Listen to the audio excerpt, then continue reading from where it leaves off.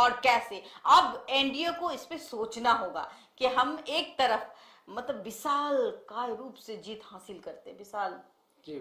महाराष्ट्र की बात करूं तो महाराष्ट्र में वहां पे प्रचंड जीत है, मैम प्रचंड मतलब जीत है, बीजेपी की प्रचंड समझ जीत में हुई नहीं है आता है महाराष्ट्र कि में। किस प्रकार शब्दों का यूज करूं कि इस तरीके से महाराष्ट्र में जो जीत हासिल हुई है, शायद बीजेपी के लिए ये इतना बड़ा दिन ये सुखद कभी नहीं रहा तो होगा। आज प्रधानमंत्री मोदी अगर मुख्यालय आके संबोधित कर रहे हैं तो बस एक वही रीजन है, क्योंकि जिस तरीके का प्रचंड जीत महाराष्ट्र में मिला है। और चिराग पासवान को भी लेके गए थे, आपको पता होगा कि स्टार प्रचारक में महाराष्ट्र में चिराग पासवान को भी लेके गए थे। वो कहीं ना कहीं उनको दलित का बड़ा चेहरा बनाने की कोशिश पूरे भारतवर्ष में की जा रही है चिराग पासवान को। ये मोदी जी के द्वारा दीवानी है जी, एकदम दुनिया दीवानी है जी।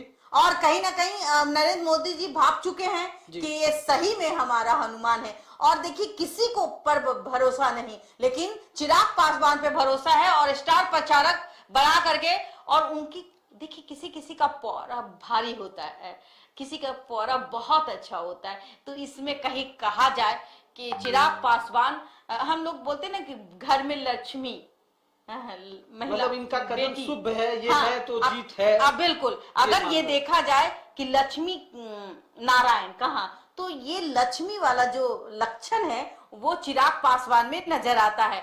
चिराग पासवान महाराष्ट्र जाते हैं स्टार प्रचारक के रूप में और देखिए वहां नहीं है ये कहीं जी, लेकिन जीत नहीं, उनका उपस्थिति तो झारखंड में दिख रहा है। एक ही सीट मिला है, लेकिन अपनी उपस्थिति एक ही तो सीट उन्होंने मिली, जरूर एक ही कुछ नहीं, एक ही सीट पे कम से कम उस सीट पे तो अपनी इज्जत को बचाएं क्या, वो अपने कद को दिखा दिए हैं। ये दिखाना की कोशिश कि चिराग पासवान के कैंडिडेट कहीं भी खड़े हो जाए तो वो कहते हैं कि जीत तो हमारी होगी। और ये जीत यही साबित करेगी, अगर ये चतरा विधानसभा जीत जाती है तो अब ये साबित हो जाता है कि चिराग पासवान कहीं भी खड़ा कर दे, किसी को भी खड़ा कर दे, वो जीत जाएगा। मतलब क्या एनडीए के लिए ये मैं नहीं कह रही हूँ, लोग का कहना है।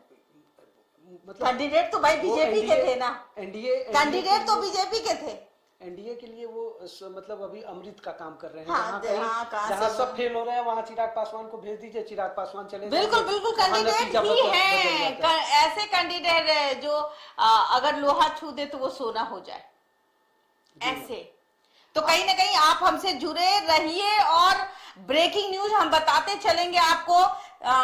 सबसे बड़ा तरारी में माले का 10 साल का किला ध्वस्त कर दिया गया। सबसे बड़ा 10 साल का किला ध्वस्त हो चुका है। विशाल जीत हुआ है वहां से, प्रचंड जीत, प्रचंड बहुमत, विशाल प्रशांत सिंह का प्रशांत वहां से जीते हैं। और आपको बता दें बिहार में जो 4 उपचुनाव हुआ है उसके बारे में आपको थोड़ा अपडेट कर देते हैं। तरारी से विशाल प्रशांत जीत चुके हैं। आपको इमामगंज से जो अब कैंडिडेट का नाम बताएं। बिहार की ओर रुख करती हूँ तो बिहार में जितने भी लोग लाइव में जुड़े हैं मैं सबका नाम बारी बारी से लूंगी, लेकिन मैं ये कहूंगी आप लोगों को कि देखिए 4 विधानसभा का चुनाव हो रहा है और 4 का निर्णय आप जरूर बताएं कि किसकी जीत हो चुकी है। वही आपको बता दें। तरारी अगर तरारी की सीट की बात कर ले तो वहां से विशाल प्रशांत जीत चुके हैं, आधिकारिक पुष्टि बाकी है लेकिन जीत हो चुकी है उनकी।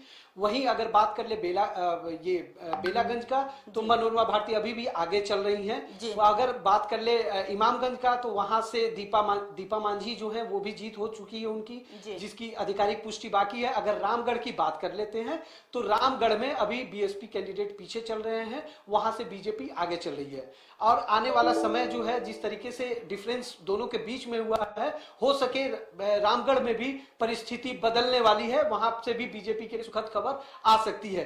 खैर इसकी ये बात हम लोग नहीं कह रहे हैं, हो सके जिस तरीके का वोट डिफरेंस शुरू हो चुका है रुझान के बाद, नतीजों के मतलब वोटिंग गिनती के बाद